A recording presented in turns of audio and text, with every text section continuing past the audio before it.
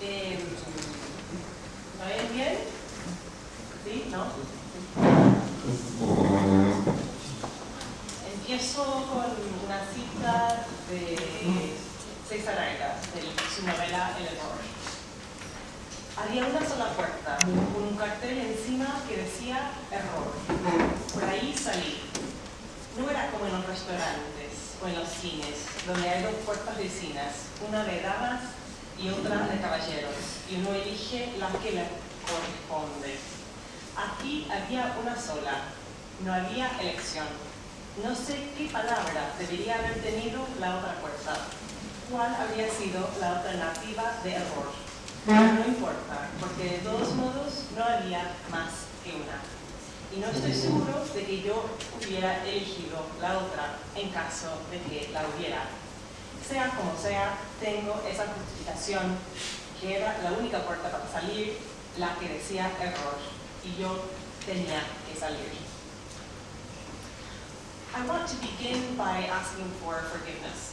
I intended to write this paper in Spanish, to repay your hospitality by delivering a paper in the language promised by its title in the program. I sat down to write it in Spanish, even though it's part of a book I'm writing in English on the Rancierian concept of literary misunderstanding, malentendido littéraire, which the philosopher links formally to political dissensus, mésentente politique. The book argues, not uncontroversially, that we in Latin American studies, but also perhaps beyond Latin American studies, have misunderstood, in the weak sense, aesthetics, ethics, and politics, and goes on to propose misunderstanding in a strong, productive sense, one that allows us to read aesthetics, ethics, and politics against the grain, with misunderstanding at the very core of each, as well as at the core of the encounters between them. Of course, in seeking to reciprocate the gesture of hospitality you've extended to me, I've already misunderstood hospitality, erroneously overlooking its unconditional and thus necessarily non-reciprocal quality. What's more, in seeking to avoid misunderstandings by delivering a paper in the Lingua Franca of this workshop, I presumed that, were I to speak in Spanish, I could make myself understood, falsely assuming that misunderstanding or untranslatability restricts itself to the zone between languages, and worse, falsely assuming that misunderstanding or untranslatability is to be avoided rather than nurtured, guarded. As it stands, the paper was written in English. I'd intended to do one thing, yet something, I can't say what, intercepted this intention. The error may prove fatal. You may not forgive me. Today, I want to focus on a conceptual cousin of misunderstanding, error. As I think through what error might mean for a theory of aesthetics or a theory of politics as a political concept that we might imagine through or from the literary, I also want to reflect upon what it is that we do when we turn to one discourse, practice, discipline, or method to think about another. We might rely upon literature or literary discourse for clues on how to think about a particular concept, political or otherwise. We might alternatively lean on philosophy, theory, for guidance on how to think about this or that aesthetic practice. Or we might look to political discourse to help us understand this or that philosophical concept. What I want to do is slightly different. I'll start with an image, and those of you who have copies of the PowerPoint that I was going to present might see the image. Mantegna's depiction of San Sebastian after he's been pummeled with arrows, which seem to arrive from all directions at once. An inverosimile image. We'd expect a saint, a politician, to be crucified or to face a firing squad or to be assassinated by a lone bullet or arrows emanating from a single point of origin. I'm going to begin with a concept, error, and aim several arrows at it at once, from different directions. I'll ask how literature, contemporary narrative through the work of César Aira, critical theory, deconstruction through the work of Tolman, and political discourse, contemporary activism through the theatrical actions of the Grupo, etc., can work against, with, and through one another to offer a working definition of error. I won't suggest that error is the same for each, nor will I argue that we can arrive at a consolidated definition of error. Rather, I hope to demonstrate that the concept of error, indeed every concept, can be thought only at the point of mutual exposure to or encounter between discourses, disciplines, fields. An encounter between literature and philosophy, to give one example, would expose the constitutive flaw or lack in each. One could say the error of each, that simultaneously and necessarily serves as its condition of possibility and impossibility. You'll have noticed that I've already introduced the language of intentionality, of decision, in my apology. What if we were to imagine error as something that is not chosen deliberately? One means to tell the truth, one tries to act correctly, one intends to write in Spanish, but one errs, one commits an error. This is different from a mistake, which one makes more active. Is that what Aida's narrator protagonist describes in the epigraph to this paper, our first arrow, if you will, when he describes an error without alternative, an error without truth, a universal error that one has no choice but to commit? No había elección. Era la única puerta. Yo tenía que salir. What is the particular role of literature or literary discourse in the conceptualization of a strangely universal, compulsory, and thus not decidable error? Is the door that Aida's narrator describes the door into the literary text, into literary language, a world that has error as its defining quality? Or is the literary text that door, threshold, entryway into the error that we all are? I claim somewhat clumsily that error is a cousin of misunderstanding. In his 1971 collection of essays, Blindness and Insight, Paul Deman, slightly less clumsily, marshals a collection of concepts, if not interchangeably as synonyms, then as a sort of rhetorical performance of differential repetition.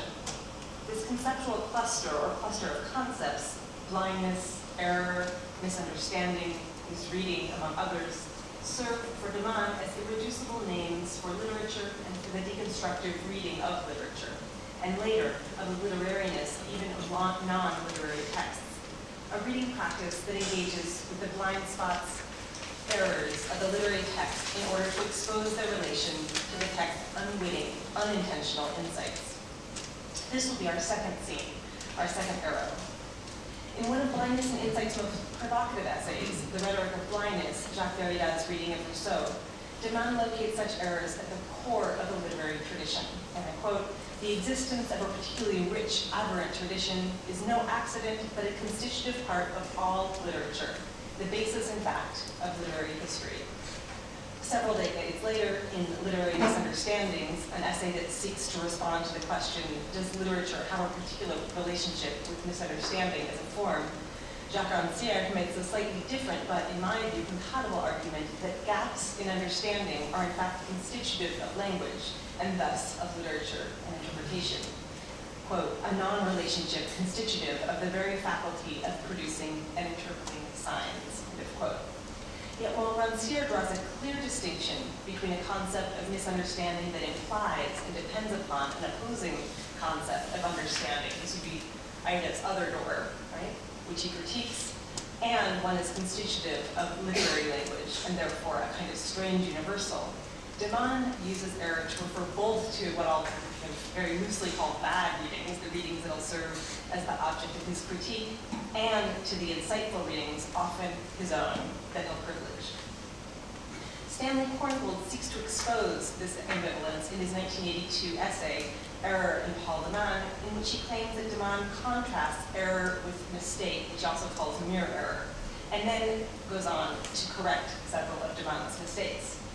Deman responds that the effort to draw such a distinction is itself misguided, erroneous, and that he prefers to inhabit the undecidable territory between such false opposites. And I'm quoting Deman. "The refusal to decide between them, since it is itself a conceptual rather than a contingent decision, is always already a choice for error over mistake. Conversely, any decision one makes with regard to the absolute truth or falsehood value of a text always turns out to be a mistake, and it will remain one unless the perpetrator of the mistake becomes critically aware of the abusive schematization that caused his mistake and thus transforms the mistaking of error for mistake into the error of mistaking." And then he also humorously corrects an error in Korngold's essay when he says that Deman was born a year earlier or later than he was actually born. It would seem that Deman does indeed draw a distinction between error related to a refusal to decide and mistake, here synonymous with decision. Here he's characterizing two modes of reading, one that would insist upon its truth or falsehood, and one that would remain undecidable, even though he makes such a distinction playfully, dancing with and juggling the concepts, performing the undecidability to which he refers constitutively. This is, as we know, his signature move, set up an ostensible opposition and deconstruct it. At the same time, a current of tension runs through the rhetoric of blindness, for isn't Deman claiming authority to decide which critics have read blindly? Doesn't he carry out his critique of such blind readings as a sort of corrective, even if he does so in the service of guarding the blind, erroneous qualities of both text and reading? He describes contradictions internal to literary text as non-dialectical. Quote, the one always lay hidden within the other, as the sun lies hidden within a shadow, or truth within error, end of quote, and then seems to invest himself with the power to see. And I go on in Deman's voice. Their critical stance is defeated by their own critical results. A penetrating but difficult insight into the nature of literary language ensues. It seems, however, that this insight could only be gained because the critics were in the grip of this peculiar blindness. Their language could grope toward a certain degree of insight only because their method remained oblivious to the perception of this insight. To write critically about critics thus becomes a way to reflect on the paradoxical effectiveness of a blinded vision that has to be rectified by means of insights that it unwittingly provides. End of quote. In principle, this is a radical statement on the power of interpretation. It can only be argued, or most powerfully argued, through the multiplication of readings, through the critical readings carried out in the rhetoric of blindness. What is missing, it seems to me, is an allusion to the possibility of a critical reading of Deman's critical reading of critical readings. If, as he asserts, the work of interpretation is infinite, unending, quote, an endless process in which truth and falsehood are inextricably intertwined, end of quote, more we need to be done rhetorically to guard a structural opening in his own argument, a formal gap that would point to the possibility of Demanian error. Is this merely a question of tone, of style? Surely Deman knows what he is doing. The question then becomes, as I've already begun to suggest, the role of intention and the related concept of decision in the production of error, a problem that implies a series of consequences in the realm of literature, and quite another set of problems in the field of politics. Of course, the question of authorial intention and the related idea of interpretation as decision have been debated ad nauseum by Deman and others, but I believe there's more work to be done to link the concept of literary error to the problem of sovereign decisionism in politics and its relation to the act of reading, of interpretation. This brings us to our third and final arrow. In 2005, a group of activists formed in Buenos Aires under the name La Internacional Terrorista, an offshoot of the Grupo Este, a collective founded in 1997 by artists hailing from the areas of theater, visual arts, poetry, and music. The Internacional carried out their first acción teatral against George W. Bush during his visit to Mar del Plata in 2005. Protesting the U.S. president's war on terror, the group fought to unite under the banner, Todos somos terroristas. But due to a typographic error, or so they claimed to be erroristas instead. The manifesto, of course, joins the long tradition of aesthetic political manifestos from avant-garde movements on both sides of the Atlantic, without grounding itself in the radical break that these vanguardias proposed. So there are kind of different versions of the manifesto. This is the main part of it. Internacional terrorista. 1. Todos somos terroristas. 2. El terrorismo basa su acción en el error. 3.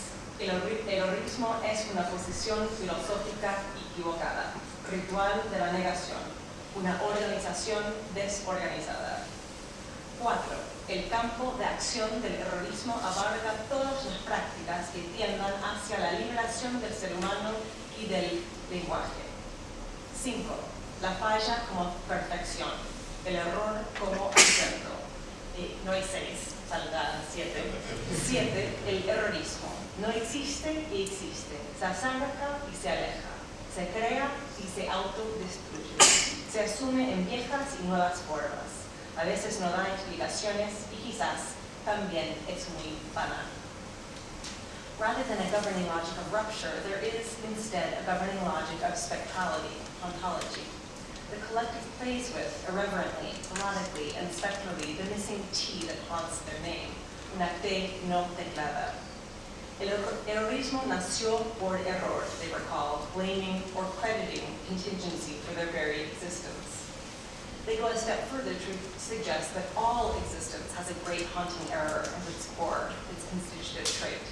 Todos somos erroristas, they write in chant, parroting and parodying past and present political slogans of solidarity based on identification and on the subsequent abolition of difference. And of course, the most well-known examples are no son Rude, je suis alemán, todos somos Ayotzinapa, je suis Shirley, etc.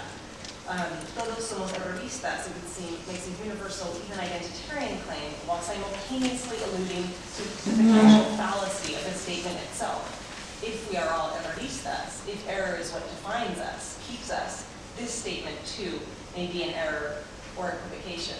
And I want to point out that what that statement also does is it points out what might be a blind spot of those other statements of political solidarity. In other words, in saying we are all X, the subtext, of course, is we are not all X, and that's why we have to come out and say we are all X, right? So it's not as if that universal statement of pure identification and empathy were not also to carry with it its own impossibility. So what the erroristas do is expose that dynamic that's always already there in the other slogans.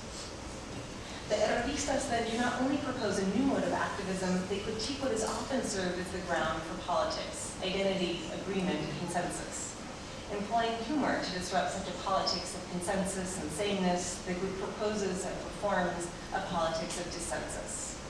I am interested in the performative linguistic play of the movement, what the erroristas call palabra acción, which is inseparable from their theatrical actions on the street, linking error to dissensus and especially to misunderstanding. We can begin to trace an unexpected but productive rapport between the erroristas demanding an error and Rancierian misunderstanding and dissensus, the simultaneous cross-error reading of which makes possible a new way of thinking the rapport between aesthetics and politics, a relation not grounded in recognition or readability, but ungrounded in and by disidentification, unreadability, and misrecognition. The gap or error at the core of every community, every collective, every universal that errorista slogan seems to indicate can be traced back to the foundational linguistic or literary error of the group, an error whose intentionality we cannot determine. Was there a decision, a poetic political intention to omit the T of terror, or was it left out by accident and then deliberately left uncorrected? In neither case is there a lack of intention, of political calculation. Rather, we see that the intention can be interrupted, hijacked. Perhaps it is always interrupted. Sovereign decisionism begins to look very different once this possibility is granted. And if we grant it, the political force of error, indeed, what makes it utterly terrifying, is precisely its incalculability, its undecidability. Such undecidability reappears in the manifesto's anarchic oppositions, organización desorganizada, poetic antithesis, error como acierto, and logical impossibilities, no existe y existe, as well as in the group's equivocal use of error more broadly. On the one hand, as object of critique and denunciation, so on the Bicentenario, they celebrate 200 años del error, and as a defective universal on the other. In this sense, the erroristas are not altogether unlike the demand we see in his response to Korngold, when they refuse to decide between these two different modes or meanings of error. This may be attributable to what we could call the poetic or literary quality of their discourse. We've seen that the collective, comprised of artists hailing from different genres and media, employs aesthetic strategies such as antithesis and logical tactics like paradox or contradiction in the written text, and theatrical elements in their acciones. While Deman talks about the specificity of literary language in blindness of insight, he does not restrict it to a particular discourse. Lukács, Blanchot, and Derrida can also be read as literary, he argues, insofar as their writings exhibit the blindness we witness in literary texts. If we can assign a literary quality to political discourse, such as the Erroristas, then, might we also identify political theory in literature, such as Aida's, or literary criticism, Deman's? Where exactly does theory or thinking happen? Is the possibility for thought opened up in the university, on the street, in a novel or an artist's studio, or in the murky spaces in which they meet or clash? The exposure of one discipline or field to another, the turn from one discourse to another, a turn that itself implies a decision, even an erroneous decision, an errant, wandering decision, una decisión errante, enables us to do more than unsettle the boundary between disciplines, languages, genres. It allows us, I want to suggest, as a mode of conclusion, to unground the politics of identification in and by means of unreadability and misrecognition. And I'd be wondering, I want to talk about later how we could think about it in terms of what Alberto talked about yesterday in terms of a populism that would not be grounded in verticality and charisma. So it'd be interesting to think about the decision and the relationship there. The aesthetic, logical, and performative paradoxes, antitheses, and overdetermined effects that the exposure of one discipline to another throw out allow us to confront the unsettled and unsettling error, the terrible error or blind spot within each discipline, which is also to say each expression of an interest or each way of making a claim, epistemological or political, and then to ask what kind of thought, what kind of thinking such exposure makes possible. If the richest translations carry within them the untranslatable qualities of the translated text, if the cleverest critical readings always include that which is unreadable in the literary text, we can now imagine that in the realm of politics, the most promising, but also the riskiest decisions might just be those that guard within them a fundamental undecidability, the possibility of error. And I wonder if that's not another name for what Jacques, in his book Wild Materialism, calls terror. So I think there's not an accidental relationship between error and terror there. This is a much easier, cleaner claim to make in the realm of political activism, Occupy or Terrorismo, or of politics as eruption in the Rancierian sense, and a good deal more difficult, grittier in the realm of institutional politics. We go about Podemos or Syriza. Looking forward, we might ask, what would a governing party look like if it were to seek to take into account its own fundamental errors or blind spots? What kind of decisions would it make? Is it a mistake, an error to want to imagine, to hope for such a thing? Let's find out.